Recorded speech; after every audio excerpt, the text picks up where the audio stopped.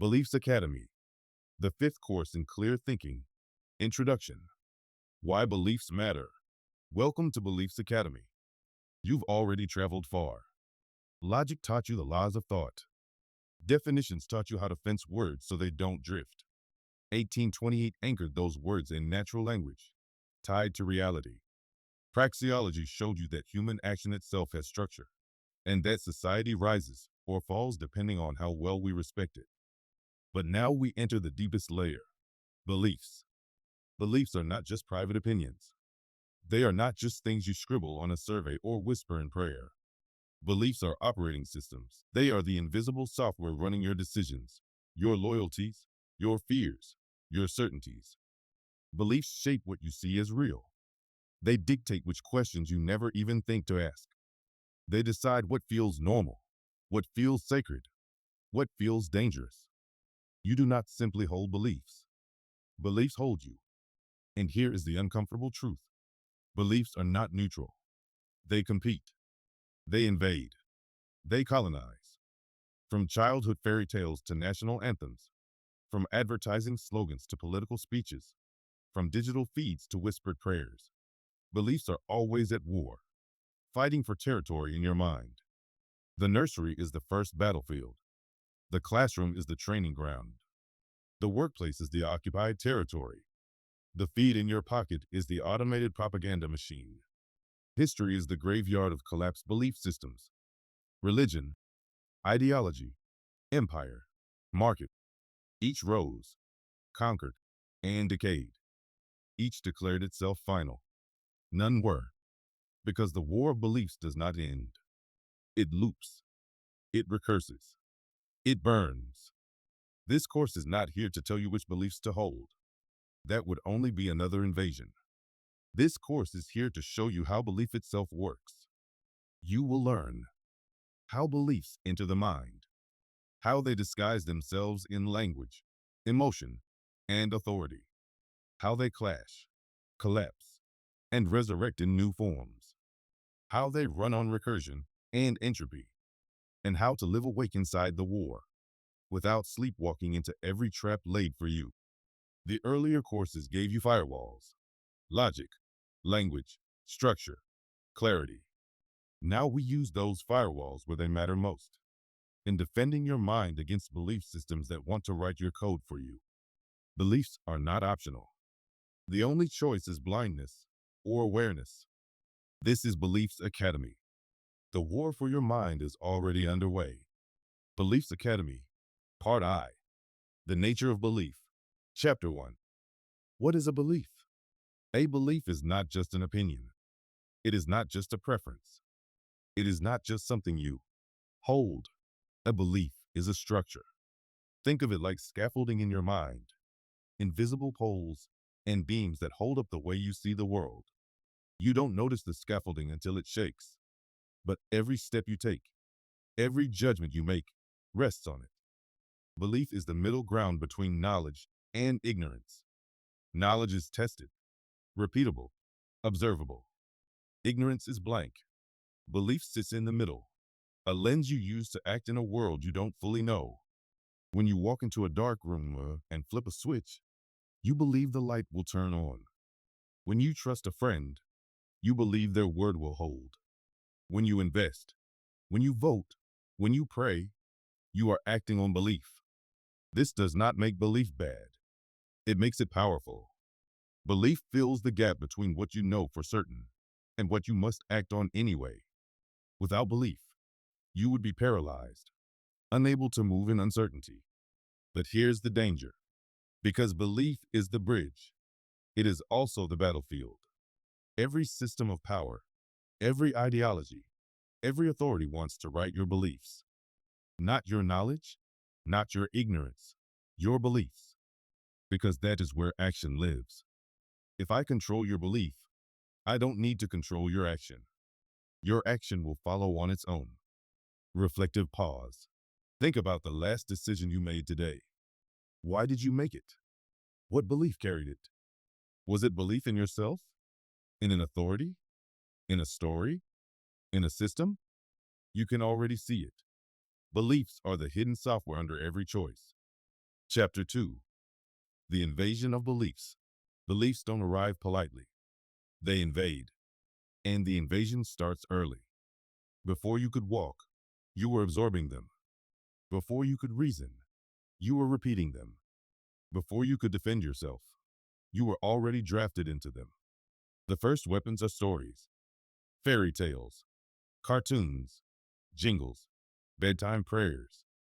Each one delivers not just entertainment, but an operating system. Be good, and invisible authorities reward you. Disobey, and you will be punished. Heroes look one way, villains look another. Safety comes from obedience, danger from disobedience. By the time you're in school, the invasion has a uniform. Bells, desks, pledges, grades. Belief is drilled into you as surely as math, not because the math is false, but because the ritual of belief is more important. Line up, repeat after me, accept authority. By adolescence, the war is in full swing. Now beliefs fight each other for dominance. Consumerism, nationalism, religion, identity.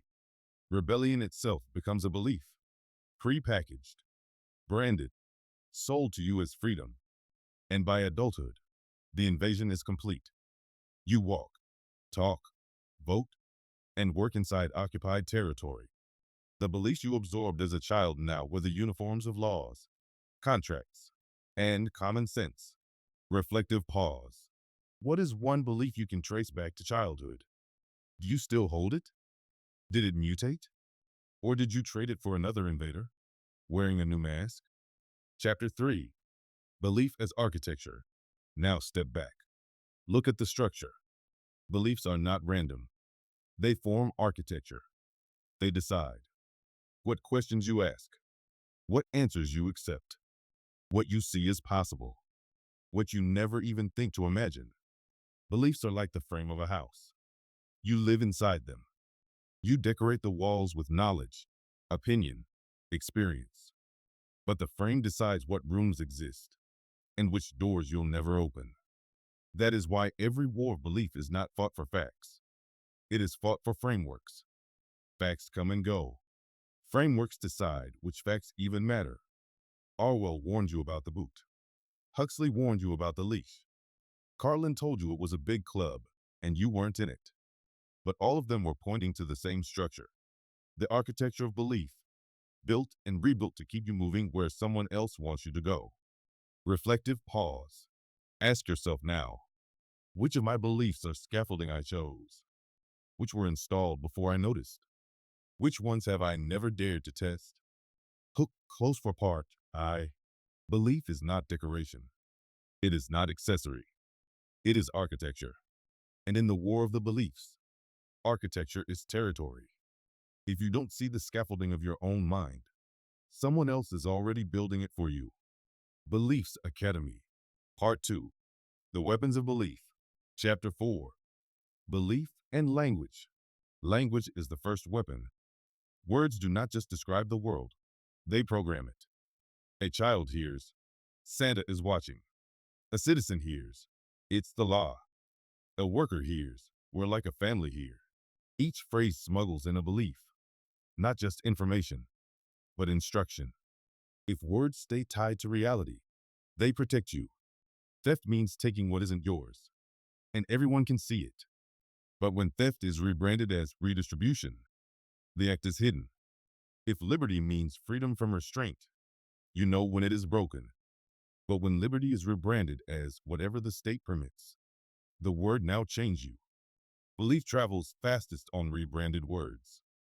War becomes conflict. Taxes become contributions. Censorship becomes safety. Language is not neutral.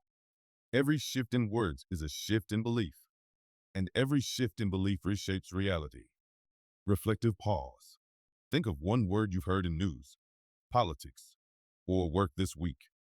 Did it point clearly to reality, or was it fog? Who benefits from that fog? Chapter 5. Belief and Emotion. Belief doesn't win by reason. It wins by bypassing reason. Fear, hope, pride, shame. These are the levers that move the mind faster than logic ever can. A slogan like "Protect the Children" shuts down debate instantly. A law named the Patriot Act makes opposition feel like treason. A campaign branded Affordable Care makes you feel guilty for asking what it actually costs. This is emotional packaging. The words are not there to describe. They are there to stir. They are there to glue belief to feeling, so that questioning the belief feels like betrayal of the feeling. And it works. Humans are wired for story. From fairy tales to political speeches, story shapes belief by hitching it to emotion. Reflective pause. What is one belief you hold strongly? Now ask yourself, is it tied to evidence? Or is it tied to an emotion? Fear, pride, hope, guilt? What happens if you strip away the emotion? Does the belief survive? Chapter 6. Belief and Authority. The third weapon is authority. From childhood, you are trained to trust the voices above you. Parents, teachers, leaders, experts. Trust can be good. But if trust replaces logic, you are conquered without noticing. History is full of authorities who declared falsehoods as truth. The sun orbits the earth. Bloodletting cures disease. This time, the system will last forever. Every time, reality won. Authority lost. But the damage was done because belief bent before truth was tested. Authority thrives because it wraps itself in uniforms, titles, prestige. Doctor says. Official policy. Experts agree. The badge becomes the argument. Orwell feared the whip. Huxley feared the pill. Carlin laughed because he knew the badge was just as dangerous as both. They don't need to prove it. They just need a guy in a suit to say it. Belief spreads fastest when people stop asking, "Is it true?" and start saying, "Who said it?" Reflective pause. Think about the last claim you accepted. Would you still believe it if the same words came from a stranger with no title? Hook close for part 2. Language is the weapon. Emotion is the trigger. Authority is the delivery system. Together, they make belief viral. Together, they bypass your defenses. Together, they shape not just what you think, but what you never think to question. And if you don't learn to see these weapons, you are not choosing your beliefs. They are being chosen for you. Good. Straight ahead. No pit stops. This is where the Academy rips the cover off history and shows it as it really is. Not progress, not civilization, but a continuous war of the beliefs. Beliefs Academy, Part 3, The Wars of Belief. Chapter 7, Historical Wars of Belief. History books tell you about wars of nations, kings, tribes, and armies. But look closer. Every one of them was first a war of beliefs. Rome versus Christianity was not just swords and shields. It was law versus faith. The Enlightenment versus the Church was not just pamphlets and protests. It was reason versus ritual. Marxism versus capitalism was not just factories and strikes. It was class versus market. Each side swore it was the final truth. Each side claimed inevitability. And each side, after victory, became the new empire of belief, writing rules, rewriting words, and demanding obedience. Orwell would call it the boot. Huxley would call it the leash. Carlin would call it the same damn circus, with different clowns running the tent. History is not progress. It is rotation. One belief conquers, rots, collapses, and another steps onto the stage wearing a new uniform. Reflective pause. Think of one historical war you learned in school. What were the beliefs underneath the banners? What did both sides swear would last forever? And what rotted anyway? Chapter 8. Modern Wars of Belief. Today, the battlefield is bigger, the weapons are faster, the fronts overlap. Nationalism versus globalism. Science versus faith. Tradition versus progress. Identity versus identity. Consumerism versus sustainability. And the generals are no longer just priests and politicians. They are CEOs, platforms, and algorithms. Social media doesn't just carry belief wars. It is the battlefield. Your feed is not neutral. It is curated trench warfare. Memes are missiles. Hashtags are battle flags. Every like, share, and swipe is a micro act of allegiance in a war most people don't even know they're fighting. Orwell's telescreen has been replaced by the glowing rectangle in your pocket. Huxley's soma has been replaced by dopamine pings. Carlin's warning rings louder than ever. They don't want thinkers. They want button pushers. Modern wars of belief don't even wait for adulthood. They invade in childhood, metastasize in adolescence, and lock in by the time you're working, voting, consuming, and obeying. Reflective pause. What belief war do you see raging right now in your own life? Is it political, religious, cultural, economic? And more importantly, did you choose to fight in it? Or were you conscripted without knowing? Chapter 9. Belief and Power. Here's the hardest truth. Beliefs are not just abstract debates. They are weapons of power.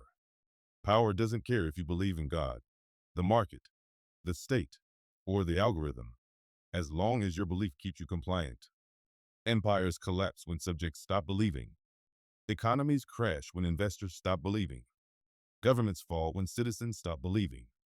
Religions wither when congregations stop believing. Belief is the scoreboard. Belief is the currency. Belief is the leash. And the owners of the scoreboard don't play fair. They rebrand words, wrap policies in emotion, and dress commands in authority. Because they know. Control the belief, and you control the people. Orwell showed you the whip. Huxley showed you the pill. Carlin showed you the scam.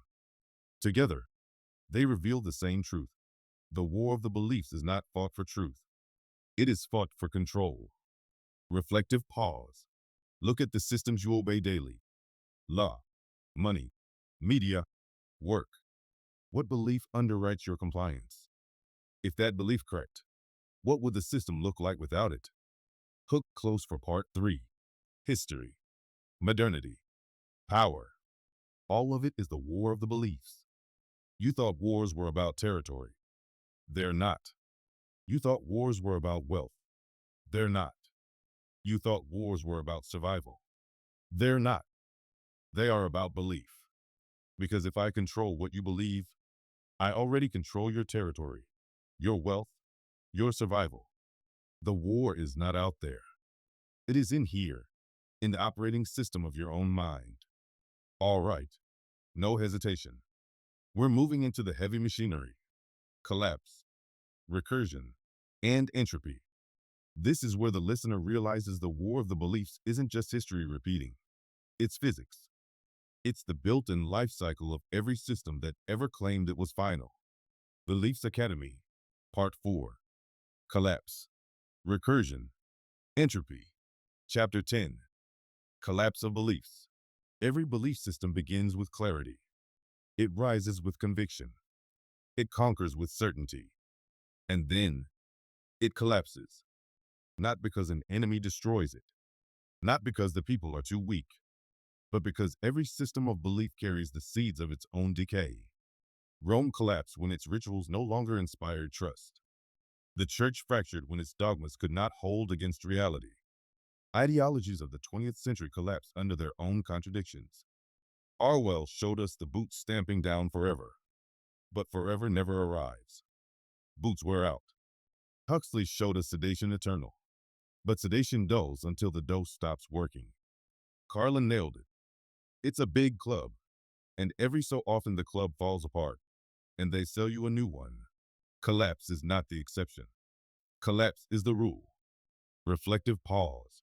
Think of a belief you once held with absolute certainty. Where is it now? Did it collapse quietly?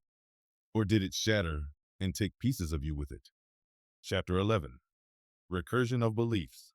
The trick is this. Collapse doesn't kill belief. Collapse reloads it. When one empire of faith crumbles, another rises from the rubble. When one ideology burns, another declares itself the new dawn. When one system fails, its slogans are painted over and reused like hand-me-down uniforms. Beliefs don't vanish. They recurse. Rome fell.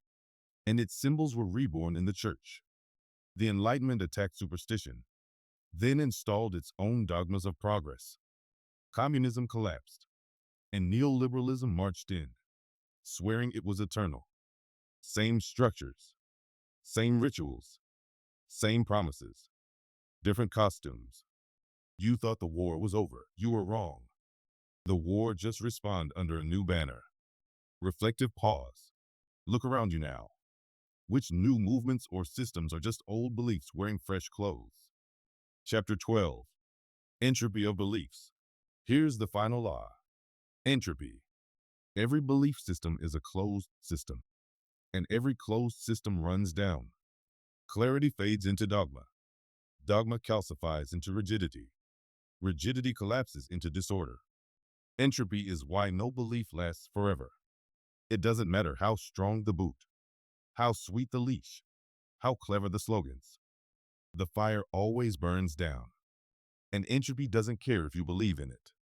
It just wins. Reflective pause. Think of a system you are inside right now.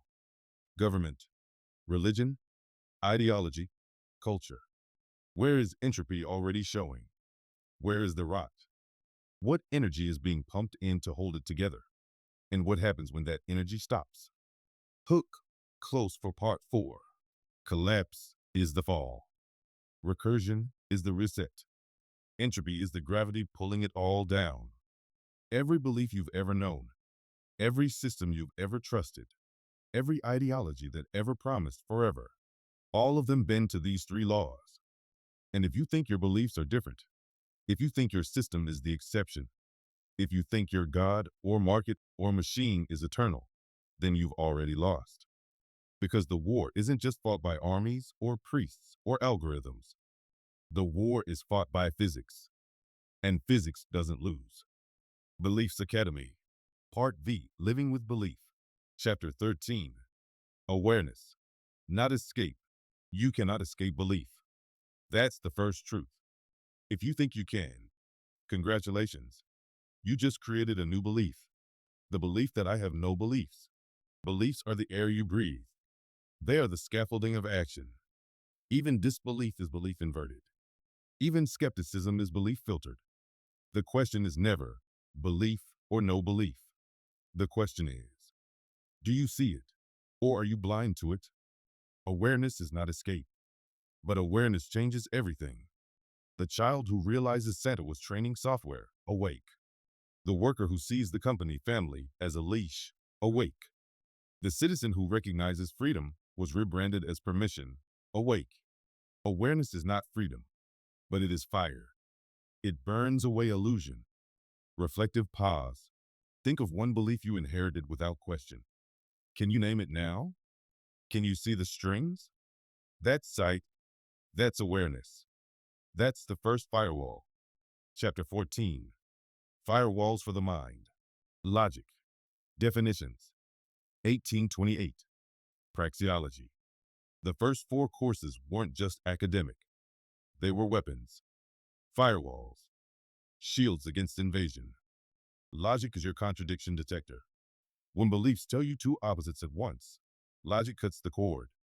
Definitions are your fences. When beliefs hide in foggy words, definitions pin them down. 1828 is your anchor. When beliefs rebrand words for power, 1828 restores their roots. Praxeology is your compass. When beliefs disguise coercion as cooperation, praxeology exposes the structure of action. Together, they don't destroy belief. They keep belief honest. They keep it visible. They stop it from disguising itself as truth when it's just manipulation. This is how you fight back in the war of the beliefs. Not by escaping the war, but by refusing to fight blind. Reflective pause. Next time you hear a claim, run it through the firewalls. Logic. Does it contradict itself? Definitions. What do the words really mean? 1828. Does the word still match reality? Praxeology. Does it respect choice? Or does it compel? Every time you do, you harden your defenses. Chapter 15. Living awake. So what does it mean to live awake in the war of the beliefs? It means you stop mistaking belief for truth. It means you stop mistaking emotion for argument. It means you stop mistaking authority for reality. It means you see the scaffolding, even as you live inside it. You will still act. You will still trade. You will still obey laws, follow rituals, participate in systems, but you will do it with your eyes open. You won't be free of belief, but you won't be owned by it either.